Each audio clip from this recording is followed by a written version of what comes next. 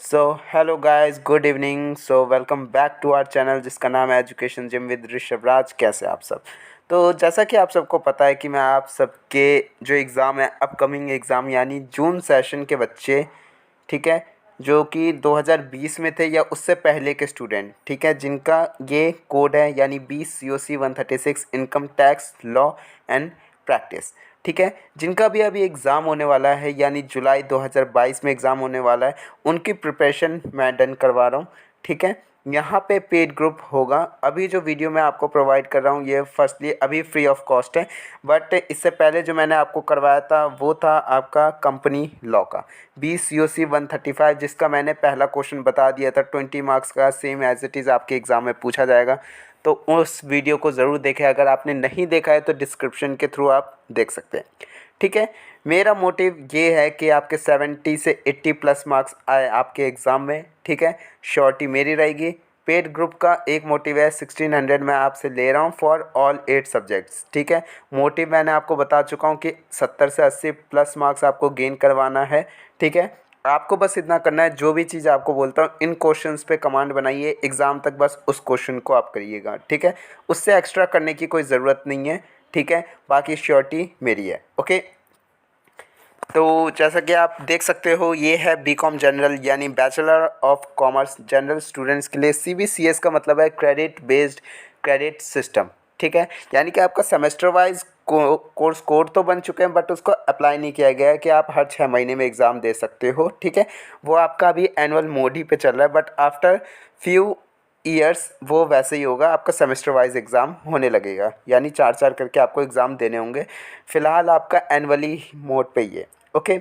तो term and examination, जिसको आप TEE के नाम से जानते हो, जून 2022 में जो आपका एग्ज़ाम होने वाला है उसके लिए, ठीक है। कुछ ये टाइटल क्या है इसका? Income tax law and practices, ठीक है। कोड है इसका 20 COC 136। अब देख लीजिए, आपको बता देता हूँ टाइम कितना मिलेगा आपको एग्ज़ाम में। 3 घंटे का आपको टाइम मिलेगा, 100 मार्क्स का होगा एंड पासिंग मार्क्स क्राइटेरिया इसका सिर्फ 35 है, 35 आउट ऑफ 100। यानी आपको अपने पास से मैं आपको टॉप 20 क्वेश्चन बताऊंगा एग्ज़ाम से पहले। उस 20 क्वेश्चन में से आपके 10 क्वेश्चन एग्ज़ाम में आएंगे, जिसमें से आपको कोई भी 5 क्वेश्चन बस अटैम्प्ट करने हैं, ठीक है। तो 5 क्वेश्चन बस आपको अटैम्प्ट करने, यानी कि 2 question equal to 40 marks, 2 question करके या पासिंग मार्क्स से ज़्यादा गेन कर जाओगे। तो एग्ज़ाम में आप जब भी जाओ तो फर्स्ट कमांड आप यही बनाइएगा कि पहला 2 क्वेश्चन जो आपको बहुत अच्छे से आता हो उन 2 क्वेश्चन को उठाए, ठीक है। आफ्टर दैट, क्योंकि जो चेकर होगा आपका वो आपका देखिएगा फर्स्ट क्वेश्चन आपको ढंग से आता है, उन्होंने चेक किया, हाँ प्रॉपर्ली मार्क्स दे दिए 20 मार्क्स। सेकंड क्वेश्चन आपको बहुत बेस्ट आपने और अच्छे वे में दे रखा है, वहाँ पे भी आपको 20 मार्क्स। यानी यहाँ पे चेकर का एक माइंडसेट बन चुका है कि हाँ बच्चे को अच्छे से आता है, तो वो आपको आपके कहीं पे भी मार्क्स अगर डिडक्ट करने होंगे, काटने होंगे, तो वो नहीं करेंगे, ठीक है। तो इस तरीके से किसी 2 क्वेश्चन पे आपको एग्ज़ाम में फर्स्टली कमांड बनाना है एंड देखना है कौन से 2 क्वेश्चन आपको पहले करने हैं, ठीक है। तो हम चलते हैं, जो कि है आपका सेकंड चैप्टर से मैंने लिया, जहाँ से क्वेश्चन आपसे पूछा जाएगा, यानी कि एग्रीकल्चर इनकम से, ठीक है। तो एग्रीकल्चर इनकम से आपका नॉर्मली इस बार जो क्वेश्चन आने वाला है, मैं इस वीडियो के अंदर सिर्फ 2 क्वेश्चन दूंगा। इन 2 क्वेश्चन को कर लो, आपके एग्ज़ाम में एक क्वेश्चन ये बन के आने वाला है, ओके। तो आज का जो क्वेश्चन है देख लीजिए, रिवील हो गया, ठीक है।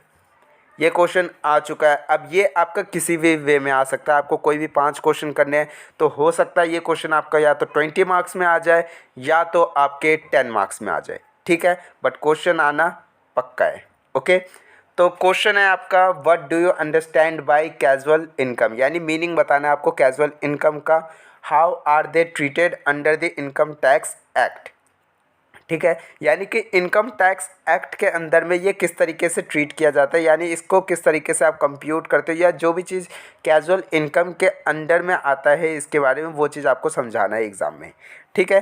तो आपको मोस्टली बुक के लैंग्वेज में लिखिए या जो भी आपको समझ में आता है वो आपको लिखना है, ठीक है। तो यहाँ पे आंसर किस तरीके से आपको लिखना है, इफ़ एन SSC, ठीक है, if an SSC accidentally or without any pre-expectation gets any income of non-recurring nature, it is treated treated as casual income. यानी कि कोई भी एसएससी, ठीक है, कोई भी इंसान समझ लीजिए, पीपल नॉर्मल वे में आप इंसान ले लो, ठीक है, जो कि इनकम कर रहा है अपना, ठीक है, सैलरी कमा रहा है अच्छा खासा, वो किसी भी एक्सीडेंटली गलती से या फिर किसी भी तरीके से वो कोई भी इनकम कमा लेता है, ठीक है, कोई भी इनकम कमा लेता है, यानी कि ये उसका डेली बेसिस सोर्स काम नहीं है, लेकिन वो उस तरीके से वहाँ से पैसे कमा लेता है। सिंपल वे में समझा रहा हूँ ये चीज़, ठीक है, उसका डेली बेसिस का सैलरी सोर्स नहीं है कि हाँ ये पैसे आने ही आने हैं, बाय चांस पैसे वहाँ से आ गए, ठीक है, उसको हम क्या कहेंगे, कैजुअल इनकम। ठीक है, होप आपको समझ में आया हो। इसके साथ मैं इसका आपको एक एग्जांपल देता हूँ, 2-3।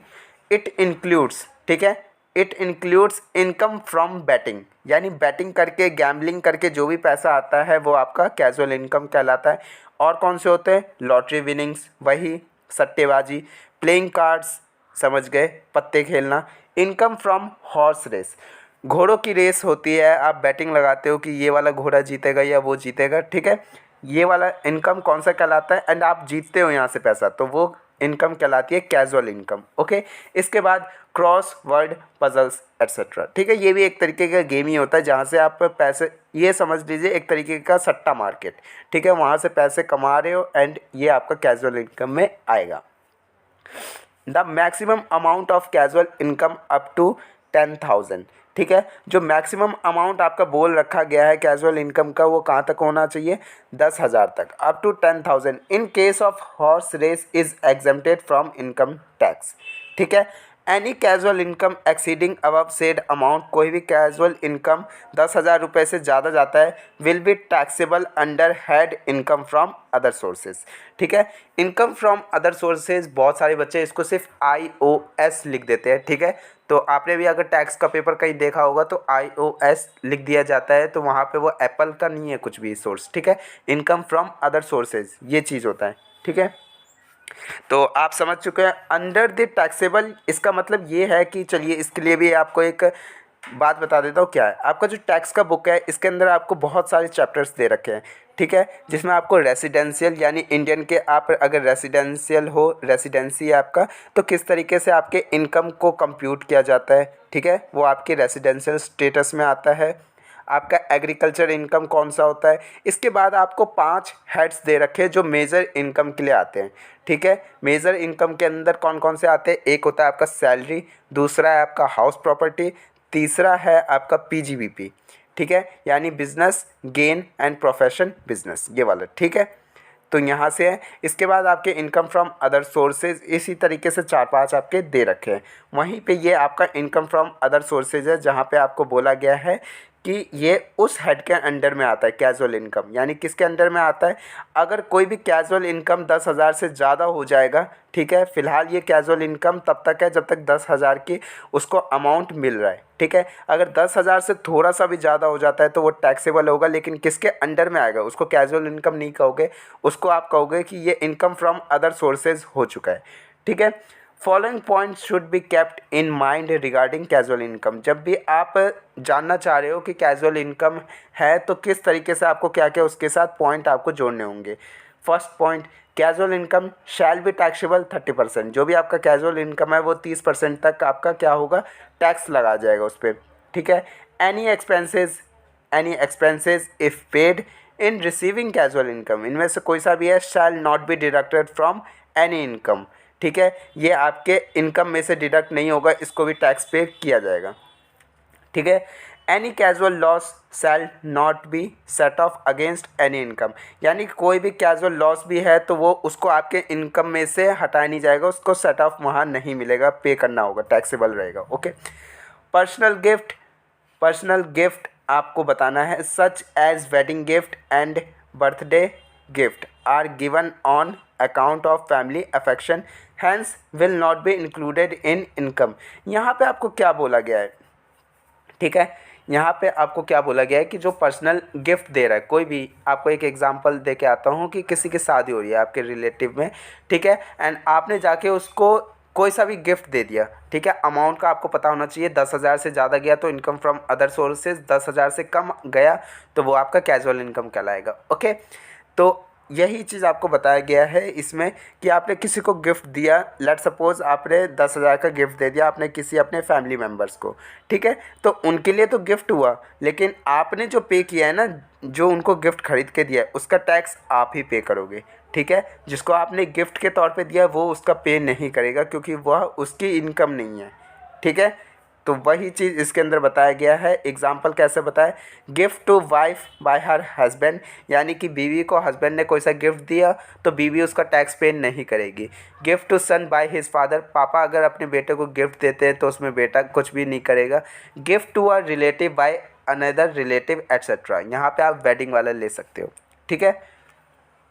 नेक्स्ट है आपका एग्जाम्पल्स, आपको बता देते हैं कुछ तरीके के कौन कौन से होते हैं कैजुअल इनकम।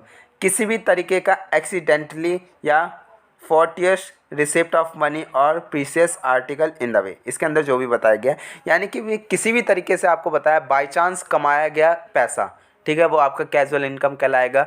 मनी वॉन इन लॉटरीज, ठीक है, लॉटरी लगा के आपने पैसे जीते हैं वो आपका कैजुअल इनकम कहलाएगा। लेकिन आपको अपना लिमिट याद रखना है 10,000 तक, 10,000 से ज़्यादा कहाँ चला जाएगा, इनकम फ्रॉम अदर सोर्सेज, ठीक है। इसके बाद आता है crossword puzzles, card games, batting और गैम्बलिंग ऑफ एनी नेचर, ठीक है, मतलब पत्तेबाजी, किसी तरीके की सट्टेबाजी, यानी पजल्स खेलना क्रॉसवर्ड में, तो ये सभी आपके कैजुअल इनकम कहलाएगा। इसके बाद 4 पॉइंट उतना वो नहीं है। फिफ्थ पॉइंट है receipt of reward to a person for tracing out any lost child, यानी कि आपने फर्स्ट ईयर में, वैसे आपके फर्स्ट ईयर के एग्ज़ाम हुए नहीं है, फिर भी बता देता हूँ वहाँ का एक एग्जाम्पल लेके, जहाँ पे बोला जाता है कि कोई ये कहता है कि तुम, मैंने किसी का बेटा अगर खो गया, बच्चा खो गया है, तो वो सडनली बोलते हैं ना कि क्या कहते हैं मार्केट में कि आप मेरे बच्चे को ढूंढ के ला दो, मैं आपको अपनी तरफ से पैसे दूंगा, रिवॉर्ड दूंगा, ठीक है। तो बहुत सारे लोग उसको ढूंढने में लग जाते हैं, क्योंकि उनको क्या मिलने वाला है, पैसा। तो जिसको पैसा मिलने वाला है वह उस पैसे के लिए लायबल नहीं हुआ टैक्स पे करने के लिए। जो उसको दे रहा है, यानी कि मेन मालिक जिसके पास पैसा था, जिसने दिया, ठीक है, वो उसके लिए लायबल होगा टैक्स पे करने के लिए, ओके। वो बंदा नहीं देगा जिसको मिल रहा है पैसा, okay. Next point, winning from horse race और एनी अदर रेस, यानी कि घोड़ों की रेस में से पैसे कमाया गया, या किसी भी अदर रेस में, साइकिलिंग रेस या कोई सा भी बाइक रेस हो रहा है, वहाँ पे आप सट्टेबाजी लगा रहे हो कि ये बंदा जीतेगा तो हम पैसे कमाएंगे, तो ये सारी चीज़ें कहाँ आएगी, कैजुअल इनकम में। Prize awarded for coin collection और स्टैम्प कलेक्शन और गार्डनिंग, यानी किसी भी तरीके का अगर हो रहा है तो उसको आप क्या कहते हो, प्राइज़ अवॉर्डेड, यानी कि यहाँ पे प्राइज़ दिया जाता है, ठीक है। तो किसको, मेन बंदे को टैक्स पे करना पड़ता है यहाँ, ओके। और यहाँ पे बताया गया है कौन कौन से विनिंग आपको टैक्सेबल होंगे, ठीक है। तो एनी वन और ऑल ऑफ द फॉलोइंग, यानी कि इनमें से कोई भी एक या फिर इन सभी पे, यानी कि ये अगर सभी आप कर रहे हो या फिर इनमें से कोई भी एक, दो, तीन, कोई भी तीन कर रहे हो या एक कर रहे हो, तो भी आप पे टैक्सेबल लगेगा, ठीक है। इनमें से इतना समझ लीजिए, इनमें से कोई भी एक काम या सभी काम कर रहे हो तो टैक्स लगना ही लगना है, ठीक है। पहला कौन सा है, विनिंग फ्रॉम लॉटरीज, लॉटरीज से जीता हुआ पैसा। Winning from crossword puzzles, game से ही। रेस इंक्लूडिंग हॉर्स रेसेस, यहाँ पे इंक्लूड करके इसलिए बोल दिया गया है क्योंकि यहाँ पे बहुत सारे तरीके के रेस होते हैं, चाहे वो कार रेस हो गया, साइकिलिंग हो गया, बाइक रेस हो गया, हॉर्स रेस हो गया, ठीक है, इसलिए ये इंक्लूड है, एक्सक्लूड नहीं है, ठीक है, इसको इसके साथ ही रखा गया है। विनिंग फ्रॉम गैम्बलिंग और batting of any form of nature, किसी भी तरीके के सट्टेबाजी आपके लगा के पैसा जीता है तो वो कैजुअल इनकम के लिए टैक्सेबल होगा, ठीक है। इसके बाद हम जानते हैं कौन कौन सा इनकम आपका है जिसको हम कैजुअल इनकम नहीं मानेंगे। तो ये है आपका treated as casual income not, ठीक है, जो कि नहीं यहाँ पे ट्रीटेड किया जाएगा। ऊपर आपसे क्वेश्चन में पूछा गया था तो ये आप प्रॉपरली आप बताओगे। फर्स्टली आप ये देखिए, हर क्वेश्चन आपका एग्जाम में 20 मार्क्स का आएगा, ठीक है। तो 20 मार्क्स का आएगा तो आपको कितने पेजेस फिल करने चाहिए, ठीक है। आपका जो बुकलेट आएगा वो आएगा 26 पेजेस का, 26 पेजेस का, ठीक है। तो उसको में से आपको 5 क्वेश्चन अगर अटैम्प्ट करने हैं तो 5 क्वेश्चन आप कितने उसमें करोगे, कम से कम नहीं तो 3.5 पन्नों में, मैक्सिमम 5 पन्नों में, ठीक है। तो इतना करिएगा। इसके बाद आपको बता देता हूँ कैजुअल इनकम किस किस को ट्रीटेड नहीं किया जाएगा। First point, any amount paid under an agreement like payment by husband to his wife under an agreement to live apart as maintenance allowances will not be covered in casual income, hence it will be taxable. ठीक है, यहाँ पे कौन सा casual income नहीं माना जाएगा? किसी भी तरीके का पैसा पे किया जा रहा है, कहाँ? एग्रीमेंट में, like payment by husband to his wife. पति अपनी पत्नी के लिए पे कर रहा है, एक एग्रीमेंट बना गया जहाँ पे पेमेंट कर रहा है under an agreement to live apart as maintenance allowances. ठीक है, यानी कि घर था, वहाँ पे मेंटेनेंस चल रहा है तो उसके लिए उसने कर दिया है, तो यहाँ पे क्या होगा? कैजुअल इनकम माना जाएगा? नहीं, ये नहीं माना जाएगा, ये आपका टैक्सेबल होगा, क्योंकि यहाँ पे आप एज अ गिफ्ट या कुछ भी वो नहीं दे रहे हो आप। ठीक है, आप गिफ्ट के तौर पे नहीं दे रहे हो, यहाँ पे एक लीगली एग्रीमेंट बना गया है। ठीक है, नेक्स्ट पॉइंट, कैपिटल गेन और received accrued in any business और प्रोफेशन। एक्रूड इनकम क्या होता है? आपको पता है, कमा लिया है बट मिला नहीं है। ठीक है, एक्रूड इनकम का मतलब होता है कमा लिया है आपने, कल पैसा मिलेगा, परसों मिलेगा, लेकिन मिलेगा ना, तो वही है कैपिटल गेन और received accrued in any business और प्रोफेशन शैल बी टैक्सेबल। ठीक है, it will be taxable here. Okay, ये आपको लिखना है। थर्ड पॉइंट है रिसिप्ट्स लाइक बोनस, ग्रेचुइटी और perquisites received by a salaried person. यानी इसका मतलब क्या होता है? जो भी आप सैलरी कमा रहे हैं, पैसे कमा रहे हैं किसी कंपनी के थ्रू, तो वहाँ पे आपको बहुत सारे बोनस मिलते हैं। ठीक है, टाइम टू टाइम आपको बोनस मिले जाते हैं साल भर में, आपको ग्रेचुइटी मिलते हैं, परक्विजिट्स मिलते हैं, अलाउंसेस मिलते हैं, जो भी आपको सैलरी में मिल रहा है एंड आपका जो टोटल इनकम निकल के आ रहा है, ये सारी चीज़ें आपको सैलरी चैप्टर जो करवाऊँगा इसके बाद के वीडियोज़ में उस पे होगा। ठीक है, वहाँ पे आपको अच्छे से समझ आएगा। फ़िलहाल आप ये पॉइंट लिख लीजिए, कोई भी तरीके का इनकम आपको बोनस से, ग्रेचुइटी से, परक्विजिट से हो रहा है, आपके सैलरी में मिल रहा है, तो वो इनकम टैक्सेबल होगा। Okay, voluntary payments are not casual income. किसी भी तरीके का वॉलंटरी पेमेंट जो है वो कैजुअल इनकम नहीं है। किस तरीके का होता है वॉलंटरी पेमेंट? इसको आप कहते हो टिप्स टू मेड, यानी कि कोई आपके यहाँ पे काम कर रहा है, उसको आप टिप देते हो, वो कैजुअल इनकम नहीं है, क्योंकि वो आप वैसे नहीं दे रहे हो, गिफ्ट के तौर पे नहीं दे रहे। Servants tip to waiter excess money than prescribe fee for any services given to the client either in money, पैसे के तौर पे या किसी भी अलग तरीके से। ठीक है, तो इसको आप कैजुअल इनकम नहीं कहोगे। ओके, अब हम चलते हैं अगले क्वेश्चन की तरफ। मैंने आपको बोल दिया है एग्ज़ाम के पॉइंट ऑफ व्यू से सिर्फ 2 क्वेश्चन करवाऊंगा। ये है आपका दूसरा क्वेश्चन है, फाइनल क्वेश्चन। यहाँ से एक क्वेश्चन बन के आएगा, आप चाहिए 10 मार्क्स का बन के आए, चाहे 20 मार्क्स का बन के आए। ठीक है, तो जल्द से जल्द आप व्हाट्सएप ग्रुप में बन जाइए, क्योंकि इसके बाद जितने भी वीडियोज़ आएंगी वो हाइड होगा, सिर्फ ग्रुप वाले बच्चे एक्सेस करके देख पाएंगे। ओके, तो अब चलते हैं हम distinguish between capital and revenue income.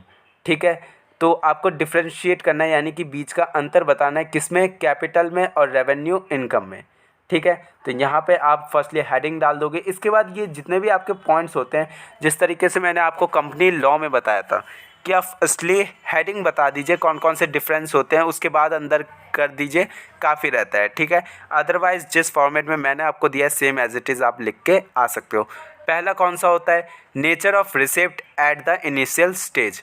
आपके नेचर इनकम का जो भी है, ठीक है, एट द इनिशियल स्टेज तुरंत में कैसा दिखेगा।